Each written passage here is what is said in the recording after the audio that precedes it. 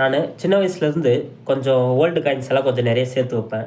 அதெல்லாம் இது உள்ள தான் இருக்குது. இது வந்து உண்டியல் குடம்னு நினச்சிட போகிறீங்க. பார்க்கலாம் வாங்க. இது என்ன காயின்னே தெரில, ஆனால் நான் வச்சுருக்கேன். இது வந்து 5 பைசா. இது வந்து 25 பைசா. இது வந்து ஒரு சிங்கப்பூர் காயின். எனக்கு வந்து கீழே கிடைச்சது நடந்து வரும்போது. இது வந்து எந்த ஒரு காயின்னே தெரியல. இதில் வந்து ஒரு சிம்பிள் ஒன்று இருக்குது பாருங்களேன். அந்த சிம்பிளுக்காக நான் வந்து வச்சுருக்கேன்.